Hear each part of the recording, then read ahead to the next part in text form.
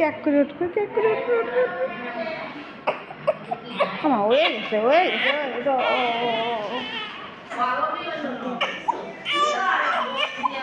হয়ে গেছে মা, হয়ে গেছে, হয়ে গেছে, হয়ে গেছে।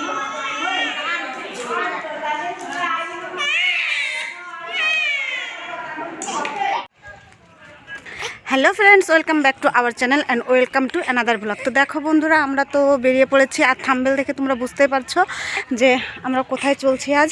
আর দেখো এই যে মাম্মা আর আমাকে ওর বাবা রেখে গেছে রাস্তার পরে, মানে চলতি পথে যাচ্ছিলাম। তো একটা ভাই ওর কাছে একটা সিসি ক্যামেরা দিছে ঠিক করার জন্য, তো ওটা ঠিক করবে এই জন্য সাথে করে নিয়ে যাচ্ছিল। কিন্তু ওর আনতে বাড়ি থেকে মনে ছিল না, সেটা আনার জন্য আবার ফিরছে। আর আমাদের এই যে রাস্তার পরে রেখে গেছে। ওই দেখো পুরো রাস্তা, ওখানে আমার মায়ের দোকান আছে, এখানে আছে আমাদের স্কুল মাঠ, এখানে রেখে আবার বাড়ি গেছে, এনে আমাদের আবার নিয়ে। আর দেখো মেয়ে কাঁদতেছে, ঘুম পাচ্ছে এখন। ওই যে দেখো কথা বলতে বলতে চলেও আসছে বাইক নিয়ে, দেখতে পাচ্ছ এই যে। আর দেখো মাম্মামের বাবা ওখানে গাড়ি পার্কিং করতেছে। আমরা চলে এসেছি অলরেডি হসপিটালের সামনে। আর জানো তো বন্ধুরা, এই ভিডিওটা ছিল অক্টোবর মাসের 28 তারিখে। আর ওই দিনকে মাম্মামকে টিকা দিতে নিয়ে গেছিলাম, কিন্তু ভিডিওটা খুঁজে পাচ্ছিলাম না। তো কিছু কিছু অংশ ফোনে আসছে, যার কারণে আজই এডিট করে আজই আপলোড করলাম। আর দেখো ও গাড়ি পার্কিং করতে করতে চলে আসছে কয়েকজন বেদে টাকা তোলার জন্য। যদিও টাকা দেয়নি, কিন্তু ওদের সঙ্গে ঠিকইও কথা বলছে। কথা বলার পরে কোনো টাকা পয়সাই দেয়নি। মেয়েকে নিয়ে টিকা কেন্দ্রে চলে আসছি। আর এসেই দেখি আমাদের গ্রামে আমাদের এক দিদি ডিউটিতে আছে। তো যার কারণে অতটাও সময় ওখানে আমাদের লাগে নাই, খুব তাড়াতাড়ি মেয়েকে টিকা দিয়ে দিলাম।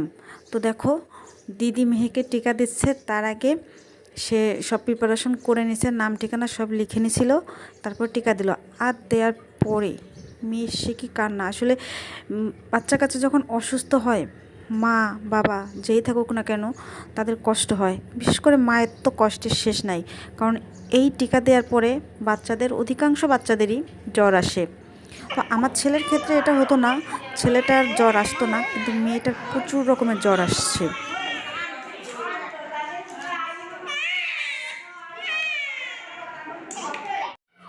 আমাদের মেয়ের টিকা দেওয়া কমপ্লিট। তো টিকা দেওয়ার পর মেয়ে এতই কাঁদতেছিল যে আমার কাছে থাকতেছিল না, তাই ওর বাবার কাছে দিয়ে দিচ্ছি। আর টিকা শেষে ও আমাকে সিএনজিতে উঠাই দিল, কারণ মা সামনে দাঁড়ায় আছে, একটা ব্যাংকের সামনে কাজ আছে। তো ব্যাংকের সামনে যাব, আর ওখান থেকে ব্যাংকের কাজ শেষ হওয়ার পর মা থাকবে আর ও আমাকে বাড়িতে নিয়ে যাবে। আমার ব্যাংকের কাজ হয়ে গেছে। আর মাঝখানে দেখো মেয়েও ঘুমাই গেছে, কিন্তু ওর বাবা এখনও এসে পারে নাই, তাই আমি বসে আছি। আর মা ভেতরে কাজ করতেছে, কাজ শেষ হলে মা যাবে, আর ওর বাবা আসলে আমিও চলে যাব। তো এই পর্যন্ত আজকের ভিডিওটি যদি ভালো লাগে তাহলে সাবস্ক্রাইব করে, লাইক কমেন্ট শেয়ার করে পাশে থেকো, ভালো থেকো, আর অবশ্যই আমার সঙ্গে থাকো।